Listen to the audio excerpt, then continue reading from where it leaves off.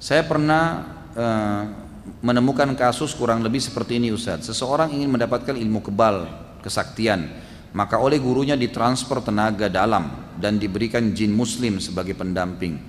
Lalu untuk mempertahankan kesaktiannya, guru tersebut menginformasikan bahwasanya dia harus sholat 5 waktu, puasa sunnah Senin Kamis tidak boleh tinggal, dan ibadah-ibadah lainnya. Sang guru mengklaim bahwasanya ilmu putih lawan dari ilmu hitam. Pertanyaan, apakah ini masuk dalam ilmu sihir? Apakah ibadah yang dijalankan akan diterima? Ini cuma kedok saja. Ini cuma kedok saja. Jadi masalah dia suruh sholat, dia suruh puasa, itu kedok. Permainan syaitan, baik menipu si guru tadi, atau memang si guru ini juga sebenarnya tahu, ya, karena dia mendekati pasien atau mendekati targetnya dengan apa yang disukai oleh orang itu. Kalau orang itu suka ibadah, sholat, diingatkan kamu harus sholat, tanpa juga dukun bilang, ya kita pasti sholat lah, Allah perintahkan, gitu kan. Tapi itu ditunggangin.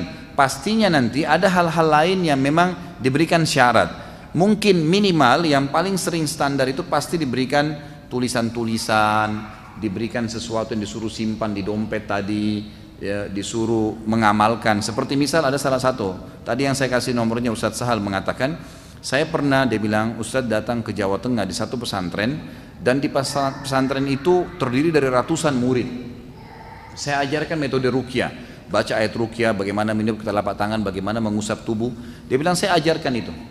Pada saat saya praktekin ruqyah di masjid, hampir satu pesantren semuanya kesurupan di masjid, santri di pesantren, gitu kan. Kata kiainya, Anda ini ajarin apa nih? Kata Ustaz Sa'ad, Anda lihat, Pak Kiai lihat sendiri, saya bacain ayat kursi, Al-Falaq, Al-Ikhlas, An-Nas, gitu kan. Lalu Ustaz Sa'ad bilang, coba Pak Kiai muhasabah, ada enggak amalan-amalan yang dikerjakan yang tidak sesuai dengan sunnah? Mungkin ada sesuatu yang Pak Kiai, enggak, di sini pesantren belajar Islam kok. Coba muhasabah, mungkin ada sesuatu yang Pak Kiai suruh rutin kerjakan tapi tidak ada sunnahnya dari Nabi. Ternyata setelah ditelusurin baru kiainya bilang, sebenarnya sih murid-murid sini setiap malam Jumat membaca salah satu dari Asma'ul Husna, saya lupa sekarang apa itu, tapi yang jelas dibaca sampai 4.000 kali. Nah ini tidak pernah Nabi contohkan, tidak pernah Nabi SAW perintahkan itu, gitu kan.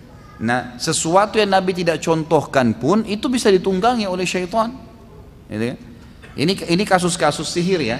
Saya bukan sedang membicarakan ada orang yang salah dengan perbuatannya. Saya bicara tentang orang yang kesurupan sama syaitan. Pernah juga kasus, kami duduk bermusyawarah dengan beberapa teman yang ruqyah, kemudian dia bilang ada satu orang kesurupan. Ustadz Hussein tadi yang saya kasih nomor yang kedua juga bilang sama saya.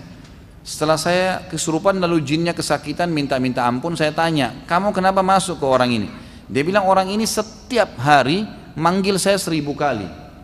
Emang kenapa? Apa yang orang ini bilang? Orang ini selalu bilang ya Jabbar, ya Jabbar, ya Jabbar. Ya Jabbar ini sifatnya Allah ya, yang Maha Perkasa. Tapi dibaca 1000 kali per hari.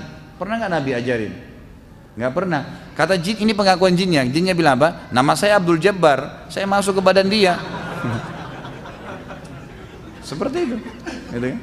Ini contoh-contoh kasus banyak sekali terjadi seperti itu pada saat ngeruqyah ya, pada saat ngeruqyah. Jadi seperti itulah kurang lebih yang terjadi.